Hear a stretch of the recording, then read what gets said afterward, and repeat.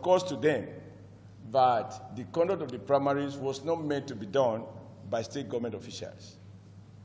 So immediately he gave way to the state chairman of the APC in Ogun State, who unfortunately the court of law has restrained him, along with all the other people elected along with him at the state, local government, and ward level, not to parade themselves as officials of the All Progressive Congress.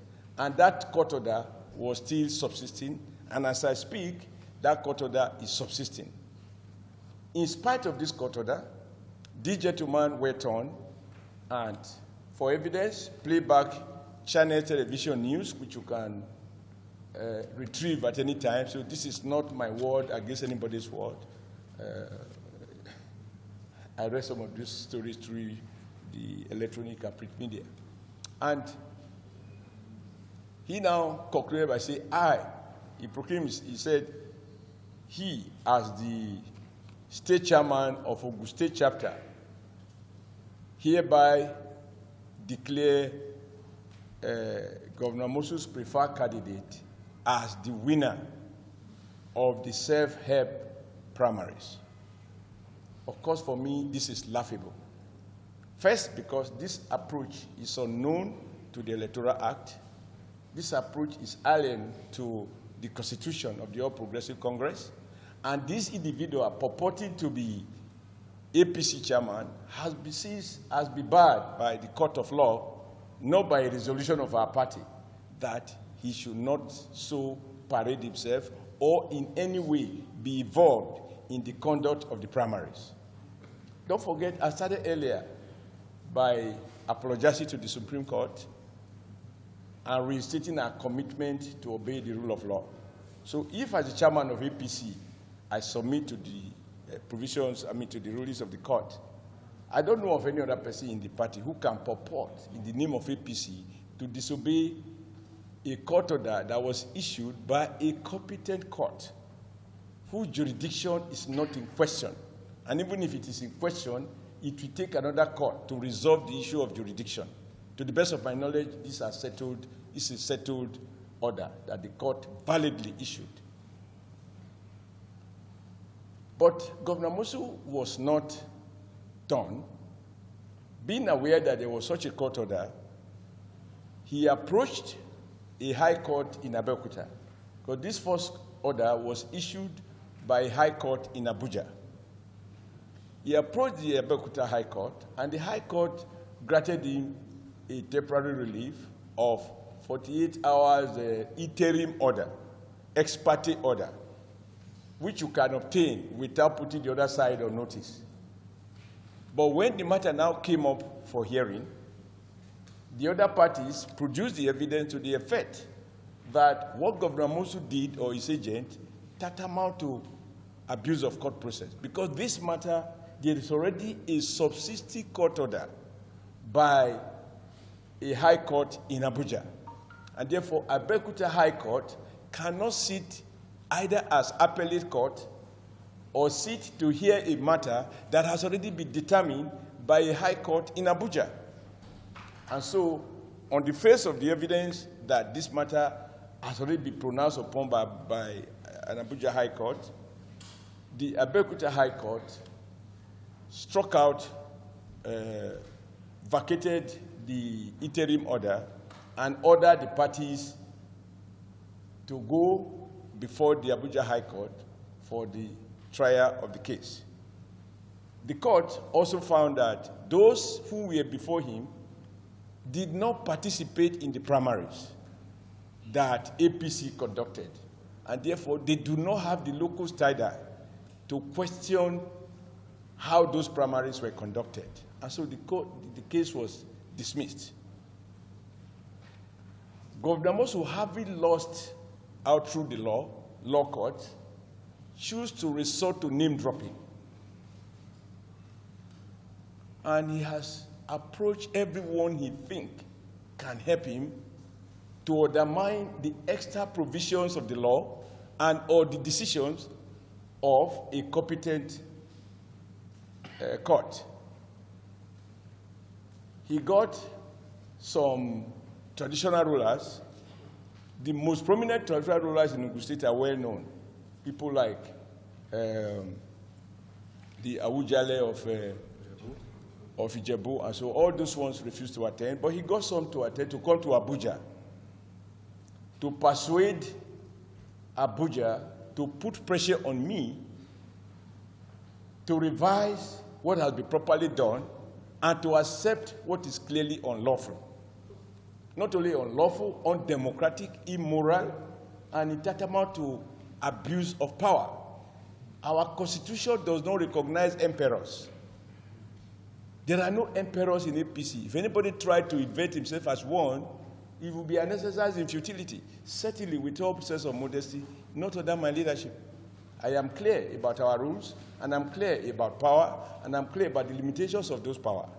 Fortunately, I have been a governor for 8 years, and so I know what it takes to be a governor. I know the powers of a governor.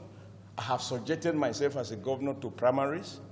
I have passed through the tedious route democratically, not only to get myself re-elected, but also work hard democratically to get my party to have,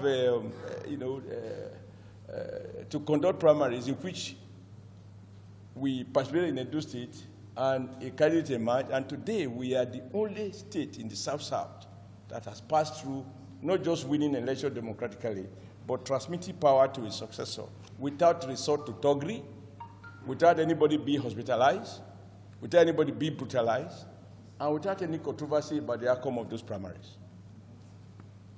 So, as things stand, based on the rules of our party, and in accordance with INEC guidelines, we have since conducted governorship elections in Ogun State, and we have submitted the name of the winner, Prince Dakpo Abiodun, to INEC for the purpose of the forthcoming governorship election. That, for me, has concluded that matter. It cannot be reopened, except if a court of competent jurisdiction finds reasons to void what I believe we have done in accordance with the provisions of the law. It is beyond me now, or anyone in the NWC, to reopen what clearly is legally and appropriately and democratically closed. Yesterday, I also watched on the television. Governor Rochas Okorocha alleging that I disobey court order and I should obey court order. It's a useful advice, except that he was talking to, how do they say it? To the converted. Rochas Okorocha, Governor Rochas Okorocha, the chairman of Progressive Governors Forum, is a beneficiary of that process. We followed those due process to rescue him, because in this country, memories tend to fade very fast. The congresses conducted by my predecessor completely swept Governor Okorocha out of the system, from ward to local government and to the state. But he raised issues of fairness, of abuse of the process. NWC reflected on it, and I am happy that we find courage to review what was wrongly done, and we subsequently conducted another election, which has now given him teeth to bite and lips to smile, and I'm happy for him. What I am not able to do for Governor Okorocha is to assist him with the instrument of APC, even as that would border on abuse of power on my side, assuming I have such powers, to help him to create Rochas Okorocha's political dynasty in Imo State, in which Rochas would be the APC senatorial candidate, and Rochas' son-in-law, Uche Nwosu, you all seem to know the name, would be the APC candidate. I do not have the power to help him to create a political dynasty in Imo State. I am convinced And this is where many of my friend governors tend not to understand me. If there is conflict between the known interests of the great people of Imo State who had reposed confidence in us by voting us to power as they did in 2015, I will resist every pressure, particularly an unlawful pressure on my part to assist to undermine the wishes of the good people of Imo State, at this stage, the wishes of APC members in Imo State who do not want a political dynasty by the way in which they have voted. We conducted the first governorship congress, governorship primaries, that was headed by Mr. Gulag. NWC has met. We have reviewed the report of the Gulag committee, and NWC has upheld the result of the Gulag committee because we found that it was in substantial compliance with the guidelines guiding the conduct of gubernatorial primaries that it was mandated to do. And we have upheld it, and we have done the needful by also ensuring that we submit the name of the winner,